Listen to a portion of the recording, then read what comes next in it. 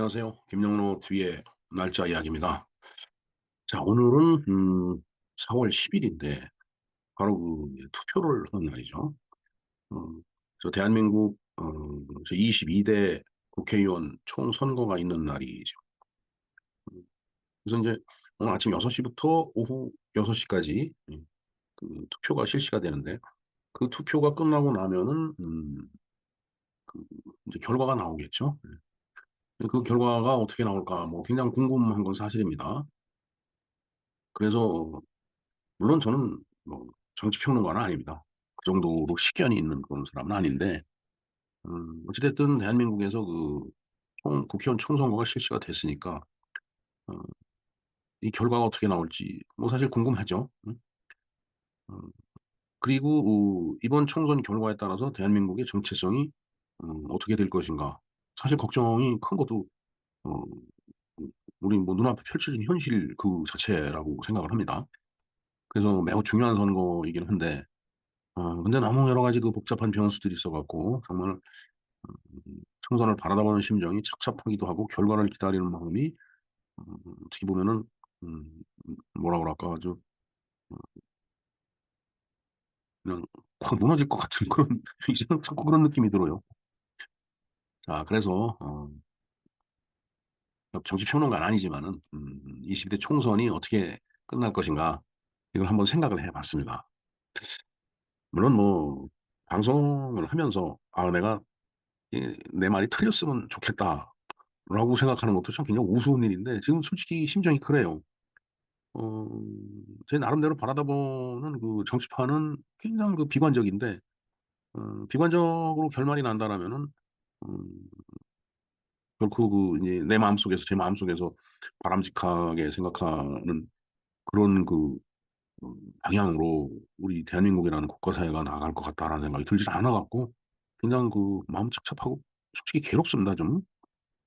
이제, 표 끝나고, 이제, 어제 또, 나름대로, 여기저기 빨간 잠바 입고 다니면서, 음, 이런저런 얘기를 하고 음, 그래도 보수 우익이 뭉쳐야 되지 않느냐라는 그런 얘기를 하고 다니다 보니까 음, 술이 좀 과해갖고 좀 사실 뭐 컨디션 별로 좋진 않아요. 그럼에도 불구하고 이 얘기는 좀 하고 넘어가는 게 좋겠다 싶어갖고서 이제 오늘 급작스럽게 이 방송을 편성을 해서 말씀을 드리고 있는 겁니다. 자, 비록 제가 정치평론가는 아니지만은 총선 결과를 한번 예상을 해보겠습니다. 이게 이제 제 1번에 보면 중도론과 자성론이라고 제가 썼는데 문제는 어 보수익 정당이 이제 국민의힘이죠. 물론 국민의힘뿐만은 아닙니다. 야당으로서 보수익 정당이 있죠. 자유통일당이라든가 뭐 최근에 생긴 가가호호 공명선거당이라든가 뭐 그리고 뭐 소위 위성정당이라는 것도 있고 정말 참 우리나라 정치판이 어딘지 모르게 그냥 이상해졌다라는 생각을 지울 수가 없습니다. 지난날 정치의 낭만이라고 하는 것은 없고 그냥 어, 뭔가 예의도 도덕도 없는 그런 편 같다라는 생각도 들고 참 현실 정치가 너무 답답해요. 이 중도론이라고 하는 것은 이제 국민의힘이라는 그 이제 보수익 정당이 중도에 있는 국민을 잡는다라고 자꾸 그 이제 중도 타령을 해요. 그래서 이제 그걸 중도론이라고 붙인 겁니다, 제가.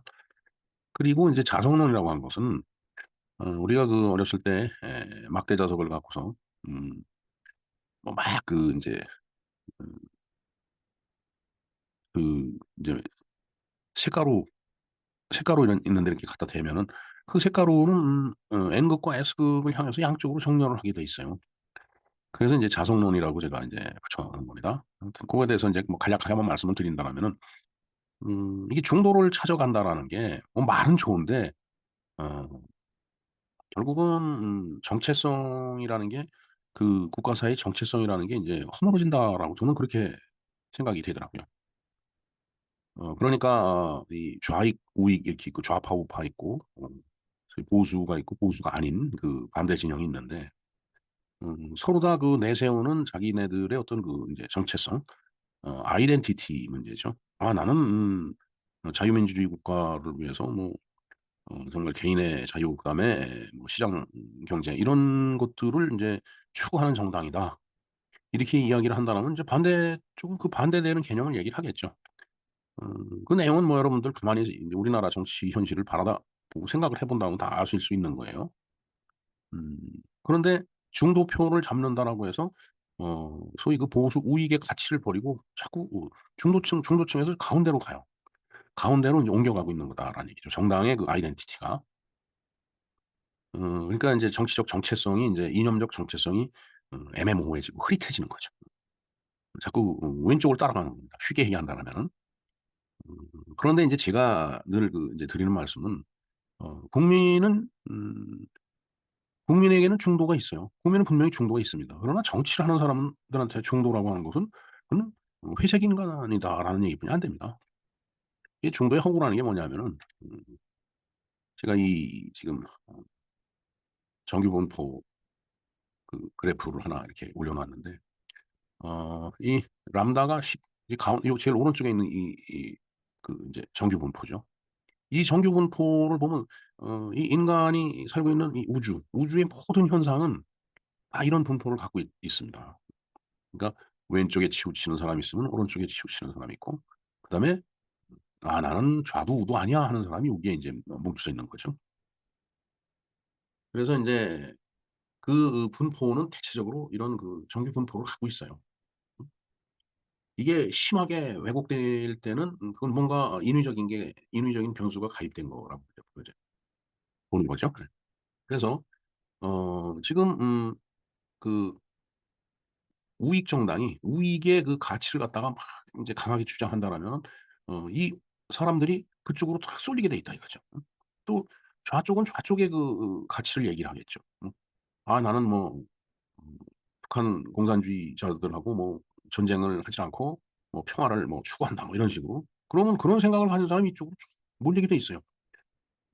그게 한 30%는 왼쪽이고 이쪽 오른쪽 30%도 오른쪽이에요. 다시 말해서 그게 30이 될지 40이 될지 그 정확한 그 경계선을 알 수는 없지만은 왼쪽으로 쏠리는 사람은 하늘이 무너져도 왼쪽으로 가는 거고 오른쪽으로 쏠리는 사람은 땅이 꺼져도 오른쪽으로 가게 돼 있어요. 이제 문제는 이제 가운데 있는 사람들이죠. 자 이 가운데 있는 사람들이 어디로 가느냐. 지금 우익 정당에서 하는 얘기는 중도표를 잡아야 되니까 자기네들의 이념적인 정체성을 다 왼쪽으로 옮겨가는 거야. 오른쪽에 그 강한 그 의지를 내보이질 않고 자꾸 인제 왼쪽하고 닮아가는 소리를 하는 거죠. 예? 그러면은 이 사람들이 자기네들이 여기쯤 오면은 '이 사람들은 표를 다 가져갈 거다.' 이렇게 생각하는데 음 저는 그게 착각이라고 생각을 합니다. 세상의 그 모든 삼라만상의 분포는 이 정규 분포로 이룬다고 그랬죠.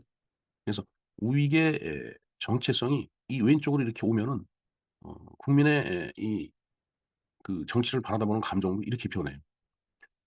여기 있던 사람은 이쪽으로 간다 이거죠. 예?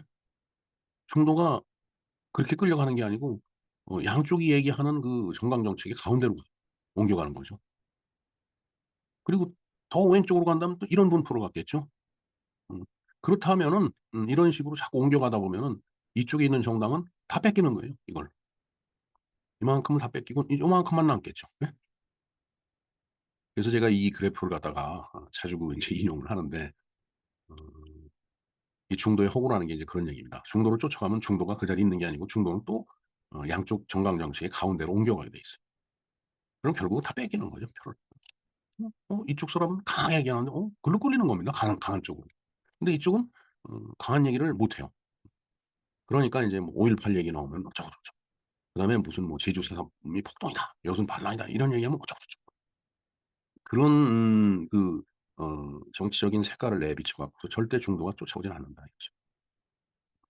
그러니까 막 자석론 같이 막대자석에 N국과 S국이 있으면은 양쪽으로 줄을 서는 거지 가운데 있는 건 별로 없잖아요. 양쪽으로 착 줄 선다고요.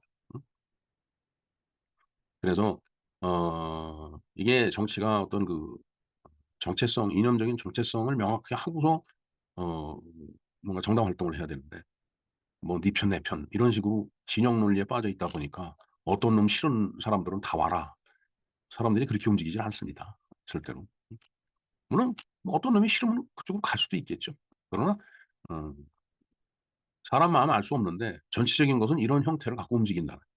이게 결국은 예를 들어서 우파 정당이 이 여 그 강한 그 자기네들의 정체성이 있고 왼쪽의 정체성이 있으면은 그걸 중도를 잡는다고 이쪽으로 옮겨오면은 이 사람들이 이렇게 사람들이 옮겨가니까 결국 이쪽에 남아있는 사람은 얼마 없다라는 얘기죠. 그게 바로 중도론과 자성이라고 제가 이제 말씀을 드리는 건데 어 글쎄요. 우파 정당에서 무슨 생각을 하고서 그런 그 행동을 벌여왔는지 저로서는 이해가 가지 않습니다. 그래서 이런 얘기를 수도 없이 했지만은 어 얘기하는 사람의 어떤 그 존재감이 뭐 형편없다 보니까 뭐 그런 얘기들이 뭐 당 지도부에 전달이 되겠어요. 네. 어찌 됐든 이 충동론과 자성론은 이런 걸로 정치적인 이념적인 정체성이 애매모호한 정당은 표를 결국은 중도표를 쫓아간다라는 식으로 포장을 해서 얘기를 하지만 결국 그 중도표는 다시 또 옮겨간다는 얘기. 그래서 이게 어디쯤 옮겨와 있을까? 이걸 생각하면 이제 답답한 겁니다. 그래서 제가 오늘 투표라고도 답답하다라는 그런 얘기를 이제 제가 말씀을 드린 겁니다. 자, 그다음에 3.8 운동권 그 정치를 청산한다. 이런 얘기를 했죠. 3.86 운동권 정치를 청산해야 된다. 그 물론 그 말은 저도 대환영을 했어요.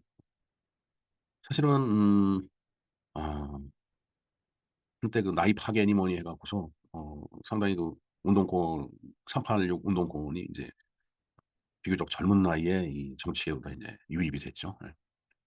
그래서 이제 그들이 이 상당 기간 한국 정치를 이렇게 담당해 갖고 흔들어 온 건 사실입니다. 그런데 그걸 청산한다라고 해 놓고서 운동권을 영입을 했어요. 마포의 뭐 함은경이라든가. 뭐 하여튼 그쪽 사람들을 많이 그 영입을 했죠. 그다음에 야당 인사도 영입을 했습니다. 그것도 야당 쪽에서 어 컷오프 시킨 사람들을 갖다 막 영입을 했어요. 그 기존의 그 지역에서 그 자 자기네 당을 위해서 뛰었던 그 주민들의 심리적 상태나 그분들의 마음을 전혀 그 고려를 하지 않은 거겠죠. 그 안에서도 얼마나 갈등이 있겠어요. 네 편 내 편 또 해 갖고. 이참 선거를 앞두고서 그런 짓을 한다라고 하는 것은 정말 참 좋지가 않은 일인데 굉장히 그 조치에 대해서 굉장히 불편하게 생각을 했습니다. 물론 그렇게 영입된 사람 중에 저도 잘 아는 분이 있어요. 이름도 저랑 비슷하고 평소에 그 뭐 만나면은 악수도 하고 인사도 하고 하는 그런 사이지만은 그러나 그건 개인적인 그 친분 관계지 정치적인 그 이념적인 면에서 봤을 때는 상당히 그 불편한 그런 그 영입이죠. 자, 그래서 "운동권 정치를 청산한다."라면서 운동권을 끌어들이고 야당 인사를 영입을 하고 결국은 "언행이 불일치됐다."라는 그런 얘기죠. 예. 소위 그 "386 운동권 정치를 청산한다."라고 하는 말은 그냥 립 서비스였다라고 빨리 들리질 않습니다. 그다음에 인제 공천이 상당히 혼란스러웠습니다. 그 2020년 당시에 그 총선 때도 공천이 엄청 혼란스럽고 웬 오만 잡탕을 다 끌어들이는 그런 결과가 돼 버리는데 뭐 이름 자체도 그때는 통합당이었죠. 미래통합당인가? 아 이번 공천도 그 못지않게 중구난방이었다라는 생각이 듭니다. 음 뭐 구체적인 건 모르겠어요 제가. 뭐 그 공천을 받은 사람들의 어떤 그 면면이라든가 이런 게 뭐 사람들은 뭐 검사들이 많이 등용됐느니 뭐 이런 얘기를 하는데 그런 것까지는 잘 모르겠는데 뭔가 우파의 어떤 가치로 해서 지난 4년 동안 그 나름대로 뛰어온 사람들을 억지로 배제를 한 거죠. 그 대표적인 게 인제 민경욱 의원입니다. 결국은 어 가가호당을 이제 만들어서 인제 비례로 이제 출마를 했죠. 그다음에 인제 대구의 중남구의 도태우 후보입니다. 참 음 저도 뭐 도태우 그 변호사의 그 유튜브도 많이 보고 이런저런 집회에서 물론 뭐 직접 그 인사를 나누고 그러진 않았지만은 자주 조우했던 사람들이죠. 이 아스팔트에서도 조우했던 사람들입니다. 근데 인제 그 경우도 공천을 줄까 말까 하다가 줬다가 또 뭐 어쩌고 저쩌고 해 갖고 또 공천을 도로 박탈을 해 버리고 결국은 지금 인제 무소속으로 인제 나가 있는데 참 그 답답하기 짝이 없습니다 정말. 무슨 생각을 하고 그러는지. 그다음에 인제 장은 장해찬이죠. 부산인가 그쪽에 나가 있는 젊은 친구인데 저 친구에 대해서 전 잘 모릅니다. 그러나 어찌 됐든 뭐 과거의 한 발언 이런 걸 놓고서 이런 지하에 그냥 소위 공천이라는 걸 잘라 버리는 그런 행태는 그건 정당으로서의 의리가 없는 거예요. 이게 정말 엉터리 공천이라고 얘기를 할 수밖에 없습니다. 네. 민경욱 의원 같은 경우는 특히 그 지난 4년 동안 부정선거에 대해서 상당히 많은 주장을 했었죠. 저는 이번에 안 될 거라고 봅니다. 안 될 이유가 뭐 도태우도 마찬가지입니다. 도태우 변호사도 참 사람 개인으로 봐서는 정말 훌륭한 사람인데 음 이 도태우 후보도 당선이 되면은 뭐라 그럴까요? 부정선거 얘기를 분명히 꺼낼 그런 사람이죠. 네. 장애차는 어떤지는 모르겠지만은 민도장 이 세 분이 다 당선권에서는 이렇게 멀어져 있지 않을까 이런 생각을 합니다. 글쎄 제 얘기가 틀려 갖고 당선이 됐으면 좋겠어요 솔직한 얘기가. 그런데 음 만일에 당선이 돼서 인제 국회의원이 되면은 인제 어 뭐 선관위고 어디고 계속 불러대겠죠. 부정선거 이 저기를 캐내기 위해서. 그렇기 때문에 음 아마 당선을 안 시킬 겁니다. 네. 저는 그렇게 보고 있습니다. '당선이 좀 어렵지 않나.' 이런 생각을 해 봅니다. 자 그다음에 인제 우리가 우위성정당이라서 비례대표당을 이렇게 이제 만들었죠. 근데 이 명과조라고 하는 것은 이재명과 조국입니다. 물론 지금 민주당에도 그 비례정당이 있어요. 그러나 어 이재명이 끌고 온 소위 민주당 민주당에 대한 그 불만이 상당히 큰 사람들이 많이 있겠죠. 특히 그 인제 뭐 친문, 친명하듯이 또 뭐 친문은 뭐 이번에 많이 그 저기 되고 정리가 되고 그러니까. 그러나 이 둘은 서로 한번 만난 걸로 제 기억이 됩니다. 그래서 불만을 흡수한 거예요. 비록 그 민주당에 대해서 불만은 많지만 그렇다라고 해서 아까 그 이 그래프를 어 에서 말씀드렸듯이 여기에 지금 그 분포돼 있는 사람들이 이쪽을 찍을 수는 없는 거거든요. 마찬가지입니다. 이쪽에 있는 사람들이 이쪽 찍을 수가 없어요 절대로. 그러면은 이쪽과 유사한 생각을 가진 정당이 있으면 그쪽에다 표를 던지겠죠. 네. 그 불만 소위 뭐 이재명 사당화니 뭐 이런 얘기가 많이 있었는데 그거에 대한 불만을 이 조국의 비례대표당이 흡수를 한 거 아닌가 저는 그렇게 봅니다. 그래서 상당히 이 조국이가 만든 뭐 조국신당인가? 그쪽이 그 불만을 흡수를 했기 때문에 지지도가 굉장히 높은 걸로 나타나 있어요.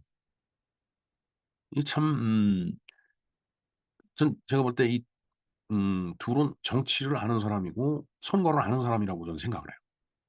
어떻게 보면 프로라 봅니다.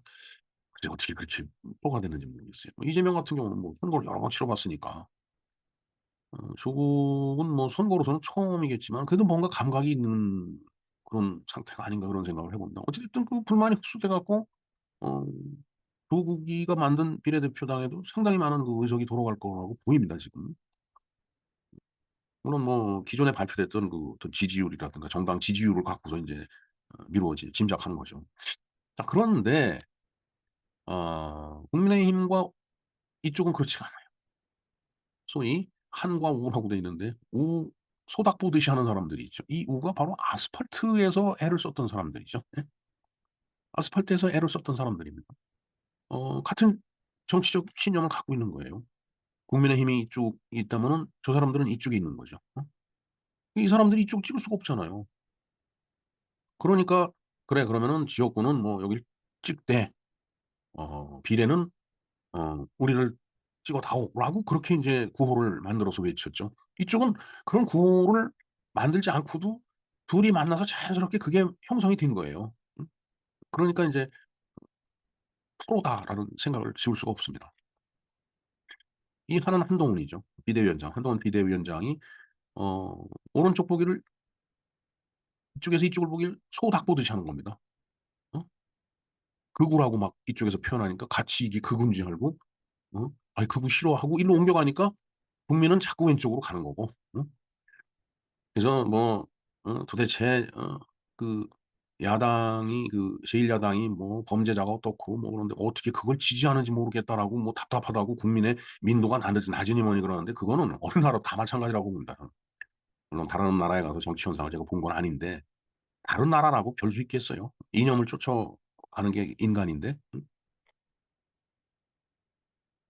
그러니까 소닥 보듯이 하니까 어 이쪽에 있는 불만을 가진 사람 외에는 이쪽 사람은 이쪽이 지지율이 높게 안 나오는 거죠. 예? 소닥 보듯이 하니까. 그리고 인과응보는 인요하는과 오른쪽입니다. 아스팔트. 이 소송을 제기한다고 뭐 하는 얘기를 들었습니다. 뭐 28 뭐 2번 8번 이렇게 얘기를 했더라고요. 2번 4 번인데 뭐 2번 8번 이렇게 얘기했더라고요. 소닥과 소송이 되는 거죠. 이게 결국은 어 야당 쪽은 그렇게 서로 회동을 갖고서 그 불만을 흡수를 하는 반면에 여당 쪽은 서로 만나지도 않았지만은 어 쳐다도 안 보고 그리고 법적인 소송까지 그 생각을 할 정도니까 이쪽은 불만이 흡수되는 게 아니고 불만이 불만대로 팽배해 갖고서 그냥 죽도 밥도 아니게 되는 거죠. 그리고 이제 여기 이제 비례대표장이 또 한 가지 제가 좀 아쉬운 게 있습니다. 그렇게 불만을 야당 쪽에서는 흡수하는 대신에 오른쪽은 소닥 보듯이 인제 했거든요. 그러면은 어 소닥과 같은 존재들이 그 몇 명 있죠. 뭐 당이 몇 개 있습니다.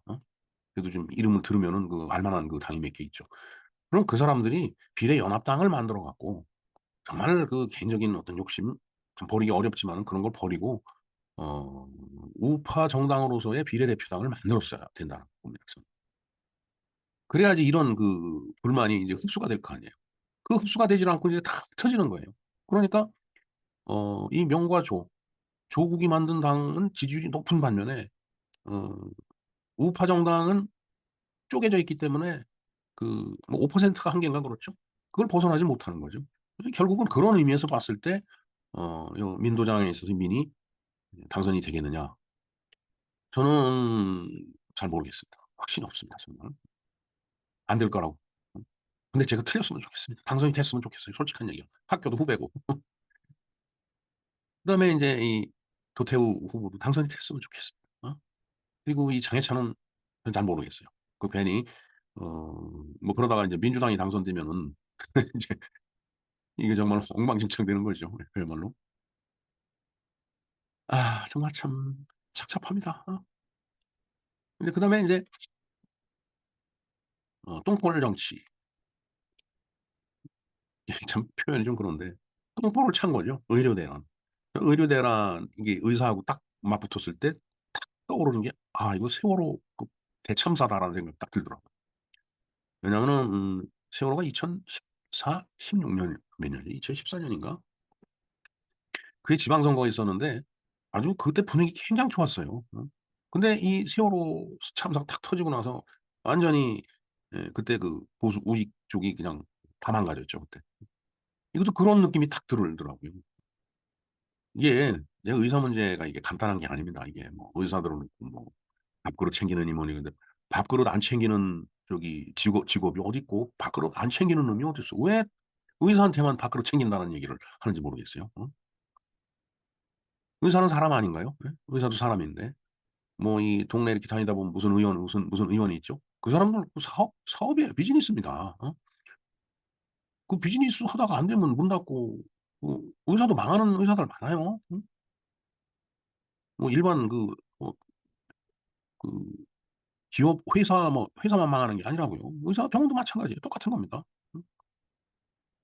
이 의료대란 어찌 됐든 이것은 제가 뭐 이 짧은 시간에 간단하게 얘기할 수 있는 그런 부분이 아니기 때문에 어찌 됐든 결과론적으로 봤을 때 이 의료대란은 아 정말 자기를 지지하는 사람들을 수많은 사람들을 갖다 등 돌리게 만든 아주 진짜 그야말로 똥볼을 찬 그런 어 정책이었다라고 얘기를 할 수밖에 없습니다.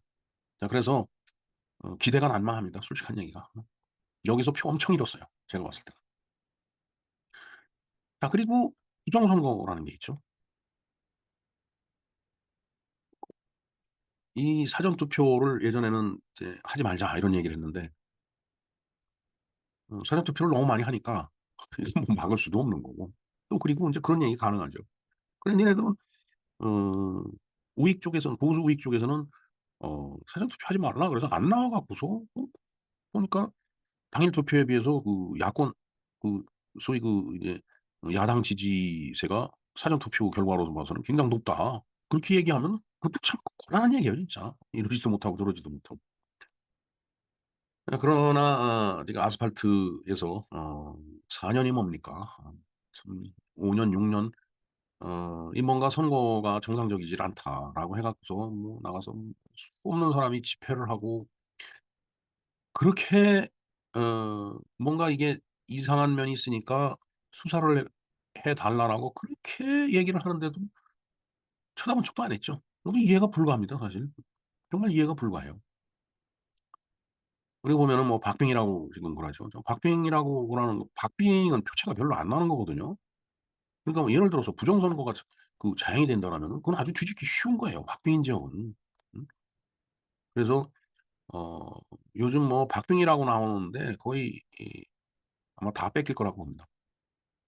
뭐 몇 석이 될지는 모르지만 박빙 하는 곳은 다 야당 쪽으로 넘어가지 않을까 이런 생각을 합니다. 그래서 이런 어 배경을 놓고서 생각을 해 봤을 때 결과를 예측을 해 본다라면은 어 야당은 뭔가를 아는 프로 같은 그런 어 선거 공 전략을 구사를 했고 여당은 뭔지도 모르는 아마추어였지 않나 하는 생각이 좀 지금의 제 심정입니다 솔직히. 근데 제가 이렇게 얘기를 하면서 제가 틀렸으면 좋겠어요. 솔직한 얘기가. 자 그리고 야당이 지난 2020년 선거에서 180 석에 가까운 그 의석을 가지고 있죠. 그러니까 범야권이라는 얘기예요, 범야권. 이번에는 180 에서 200석 그 사이를 왔다 갔다 하지 않을까. 개헌선이 200 석인데 개헌저지선이 그러니까 100 석이죠. 그 선을 넘느냐 마느냐는 제 어 지식을 갖고서 그건 제가 판단하기는 좀 어렵습니다. 잘 모르겠어요, 그 부분까지는. 그런데 180 석에서 200석 이런 언저리에서 야당 쪽으로 표가 가지 않을까 이런 생각을 하게 됩니다. 만일 200 석이 넘어가면은 뭐 개헌선이기 때문에 그리고 개헌선이 아니더라도 180 석이 넘어가면은 우리가 지난 4년 동안 경험을 했잖아요. 근데 의회 독재가 인제 뭐 가능하죠. 뭐 법을 만들고 싶은 대로 만드는 거예요. 그리고 국회에서 어 그 의사결정선을 다 넘어가니까 뭐 국회의장이 방맹이 두드리면은 그 법으로 확정되는 거죠. 음. 물론 인제 대통령이 당이 다를 때는 인제 뭐 지금 같은 경우죠. 계속 거부권이 아니죠. 그건 거부권이라고 하는 건 진짜 거북스러운 말이고 음 재심의 요청권이라고 하나요? 심의를 다시 해 달라라고 인제 돌려보내는 건데 그렇게 되면은 인제 의사결정을 하는 요건이 쪼금 더 까다로워지죠. 그러나 소위 그 비토권도 한두 번이지 계속 하다 보면 그렇지 않죠? 참 국민 보기 좋지가 않습니다. 국민 욕할 거 없습니다. 국민이 무슨 죄가 있어요. 그야말로. 자 그래서 만일 그렇게 된다라면은 지난 80년 동안 우리 대한민국 우리가 알고 알아왔고 우리가 만들고 만들어 왔던 음 '대한민국은 인제 사라질 거다.' 뭐 그렇다라고 해서 대한민국이 없어지는 건 아니겠죠. 어떤 친구가 그런 얘기를 하더라고요. "아르헨티나가 망했다."라고 하는데 남미가. 근데 아르헨티나라는 나라는 아직 그냥 건재하고 있죠. 그 나라는 있어요. 즉 그 나라를 구성하고 있는 구성원들이 고달퍼진다는 얘기겠죠. 그래서 뭐 의석수가 저렇게 된다라면은 이제 전체주의 성격이 강해지겠죠. 그다음에 인제 어 디지털 시대에 또 디지털 독재가 가능해집니다. 이게 부정선거 얘기가 나왔는데 뭐 그거하고 무관한 얘기는 아니에요.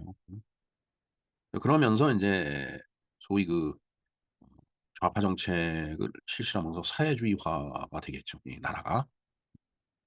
여러분들 그 기억을 하실는지 모르겠는데 조국이 민정수석인가 그랬어요, 문재인 정부 때. 헌법 개정의 필요성 그다음에 그 내용을 3일 동안인가 설명한 걸로 저 기억을 합니다. 그러면서 국회에 나와서 답변할 때도 "아 우리나라는 사회주의 정책이 필요한 부분이 뭐 많다." 이런 그 답변도 한 걸로 좀 기억이 돼요. 그러니까 그런 쪽으로 가겠죠. 그게 어 그런 선에서 그냥 또 뭐 끝난다면 또 모르지.